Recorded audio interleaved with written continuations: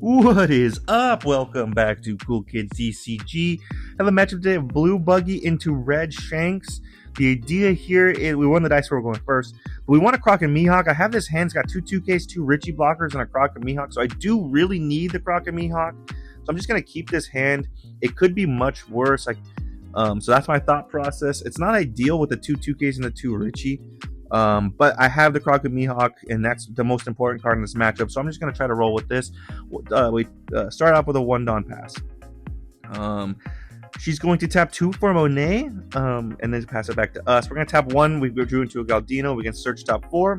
We can add the promo Buggy in case any 4 costs come down.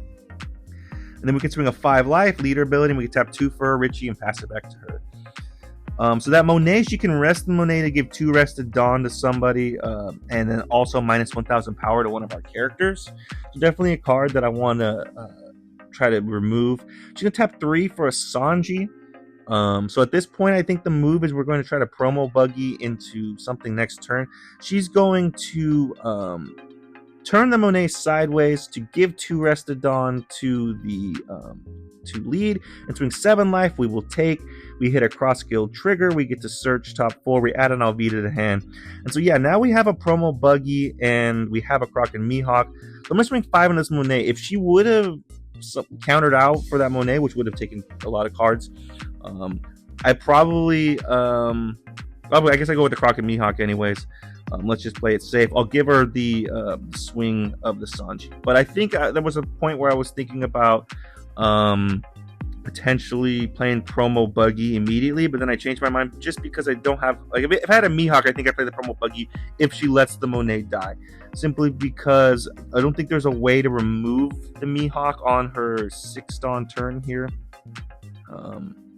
unless she has power reduction, which she would have had with that Monet. Not that it would have been, I don't know. The Croc and Mihawk is the most important card of this matchup, so getting it out is fine. She's going to be able to swing a 6 here. We'll take this one, no trigger. And now she's going to swing another 6. We'll give the Richie blocker. She's going to tap 4 for a Chopper blocker. Chopper in Sanji's body. 1 Dawn up and passes. So now we go to our 7 Dawn turn. I'm going to tap 1 for a cross-skill searcher. Search top 4. And I think I'm going to add a Galdino. I'm looking for 10 cost Buggy. I think I got kind of caught up in...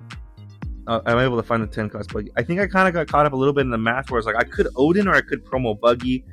Let me swing a 5 at that Sanji. If she lets it die, then I could Odin. If she doesn't, I could promo Buggy, for example. I think I was kind of thinking that, but then I actually can't Odin because I tapped 2 Dawn. I was maybe thinking I could cheat out the Odin. So anyways, we're going to do the promo Buggy into a Kabaji. The Kabaji can't be KO'd in battle when I have a promo Buggy, or excuse me, when I have a Buggy on board, or emoji. So yeah, we got this board. It's looking pretty good now. Her board just has the Chopper blocker that can't attack. So depending on the next turn, we have a 10 cost Buggy.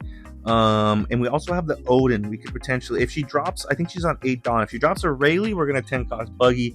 But if she does something different, if she like plays another like 4 or 5 costs or something like that, I might go with the Odin. Simply because I have 1 10 cost Buggy, and it might be a way to recur the 10 cost Buggy.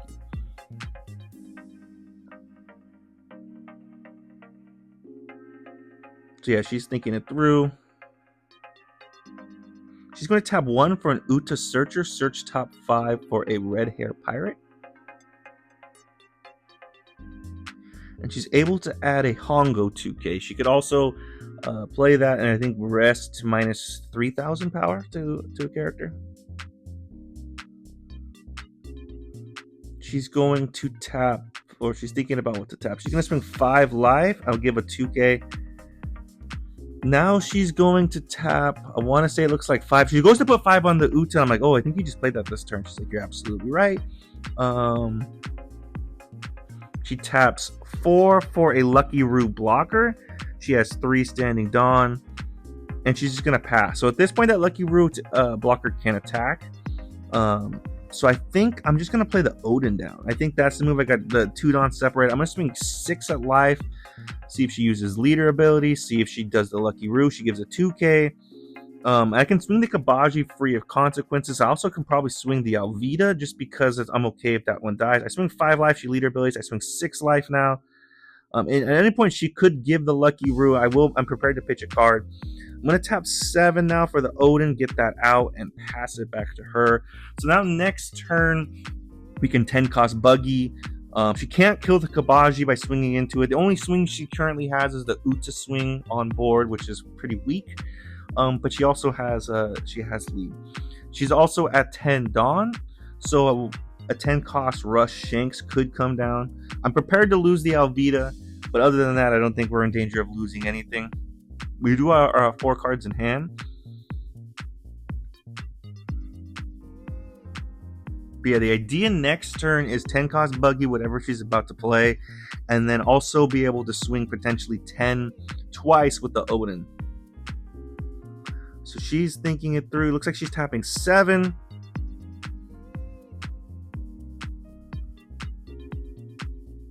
Going to tap 7 for a Ben Beckman and attempt to trash the Kabaji. I will pitch an Alvida for the effective Procto Mihawk to keep it alive. So she has 3 Dawn standing. She could swing 5/5, or she could swing. She's going to swing 7. We'll take no trigger, and she has 1 Dawn standing. So yeah, the idea here again is we can swing the Odin first to pick up either the Kabaji 2K or the Alvida. But I think first we start off with a 5 Alvida swing. Then we're going to put 2 Dawn on Odin, pick it up, restand it. Oh, I guess we're going to start with a 5K leader swing. She leader abilities. So now we can do an Alvida swing. We do the 5K Alvida swing.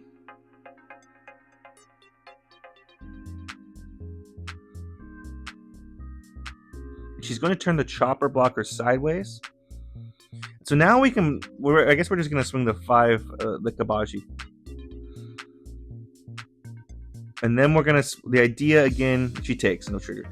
We're going to put 2 Dawn on the Odin because we're going to be able to restand him. So we swing 10 into the chopper. Let's try to clear this blocker. She lets it die. Blocker block. We're going to use the effect of Odin. Tap 3 to pick up a character and restand. We're going to pick up the Alvida. Swing another. We're going to swing 10 life. She takes no trigger. Now we're going to lead ability, pitch a Mihawk, play down the Buggy, bottom deck the Ben Beckman, pass it back to her. So we're at 2 life here, 4 cards in hand. Her current board is just leader. Oh, she just got the Uta that she can swing, but she does have that Lucky Roo. That is a blocker that can make us pitch a card if she attempts to pop, for example, the Kabaji. But yeah, feeling in a strong spot at this point. And now, like, in a worst case scenario, I don't have a 10 cost Buggy, but I can use the Odin to pick up the 10 cost Buggy and swing it. I can get into a loop where I swing basically the Odin twice each turn for 10, swing the 10 cost Buggy for 12, and then pick up the Buggy in the process and play it back down again.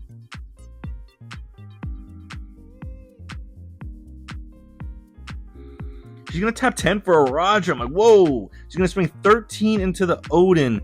And at this point, I'm thinking, can I keep this alive? I have to give 3 2Ks. I can keep the Alvida in my hand. I don't have a blocker. I wish I had a blocker. The Roger's effect hasn't gone through yet where we can't activate blockers. She's going to swing 5 life. We'll take no trigger. So kind of scary moment here. I need to get rid of that Roger. And I'm thinking in my head, like, okay, well, I'm just going to swing 10, do the loop I was thinking. But if I do that, first I swing 12 life. She gives the Lucky Root blocker. I'm going to pitch for the Galdino for it. And I think I should have pitched the Alvida for it. I'm going to swing 5 life. She leader abilities. I'm going to swing 5 life again. See if we can get like 1 card out of hand. We do. And here's where I think I'm just going to do my 10-10, pick up the Buggy. But then I'm like, whoa, if I do that, I'm going to have 1 card in hand and it's 2K.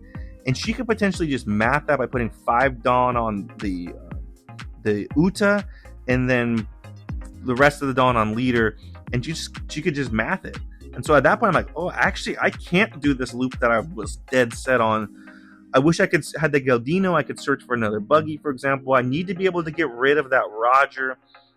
So I think the move here is I have to try to kill the Roger via battle, which is tough because I've already swung my Buggy. I wish I didn't, but she doesn't have a ton of cards in hand, so I'm going to swing twice at it. I think the move here is put all the Dawn except for 3 on the Odin, and then swing twice into it. If I put all the Dawn onto it except for 3, I'm going to be able to swing 15 into the 13 and do it twice. So we're going to swing 15 into the 13 here.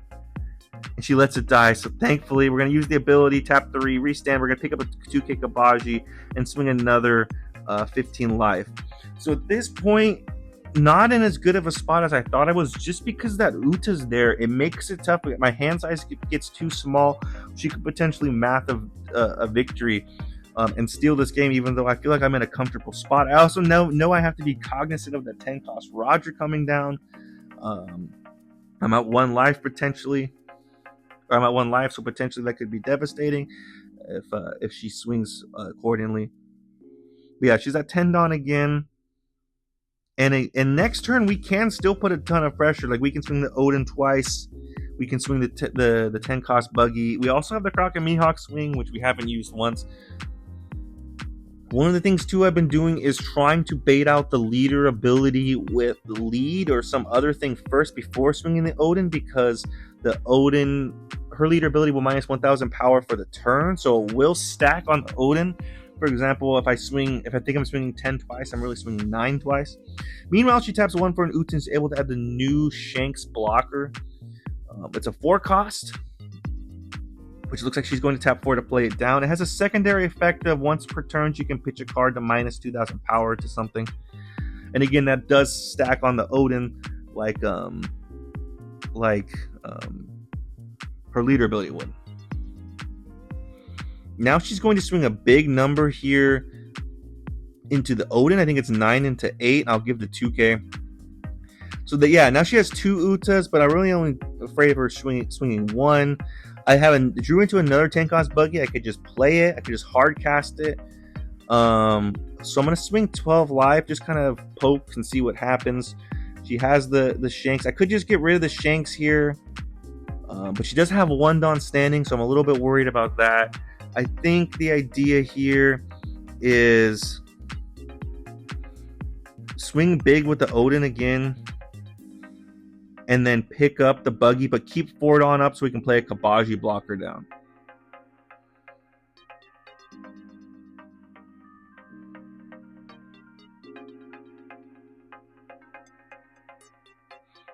Yeah, so I think we're just going to set 4 Dawn aside for the Kabaji blocker, 3 Dawn for the Odin. We're going to swing a 6 life.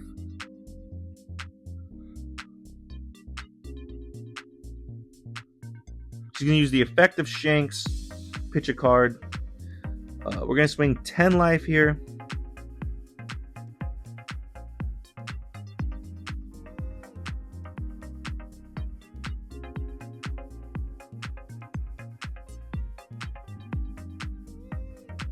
She takes, no trigger.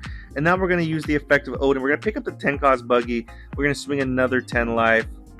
Tap 3 to restand, pick up a card. We get the Shanks blocker. And then now the idea is tap 4 for the Kabaji and then pass it back to her. We are in a little bit, like, if she has a rush character, we could potentially, depending on what the cost of the rush is, we could be in slight danger. But we do have, I believe, a 2K, 1K in hand, I want to say. Yeah, maybe not. I gave the Kabaji last turn. I know we have an Alvida in hand. So she could potentially swing, like, some numbers. So she taps 5 for the Relax Time Luffy. She's going to put the Dawn on right now, even though it's when attacking. She does put the rest of Dawn on leader.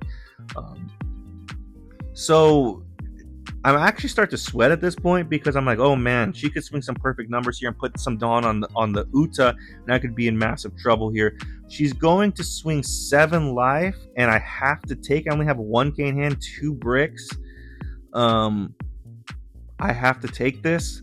So I'll give the blocker. So I give the blocker here, and then now if she swings, so she's swinging 6. I'll take, no trigger, and it's another brick. If she swings all the Dawn on the Uta, we would just lose.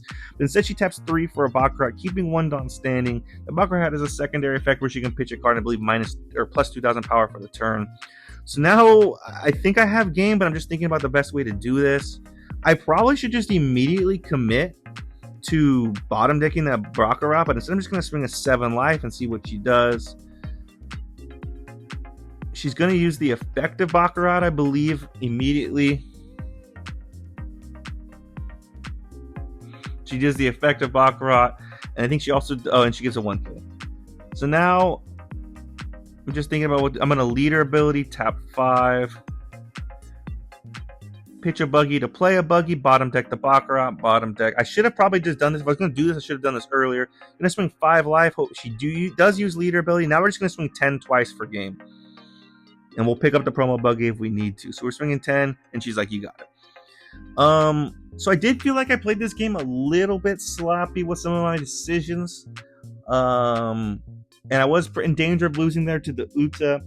But we were able to get the dub here. Shout out to my opponent. They played it really well. Put a lot of pressure because at one point I thought I was cruising and cruise to victory, and the next thing I know, I'm like, oh man, I could be in trouble if she swings the Uta. But Odin did a lot of work here. Odin was able to pick up some things. We didn't get to see the full power because, like I said, I could have recycled that 10 cost Buggy, but I didn't. If I do that, then my hand size is too small. But yeah, Odin does a lot of work. But yeah, thanks for tuning in. Let me know in the comments if they're thinking differently. Really appreciate you guys. I'll see you next time.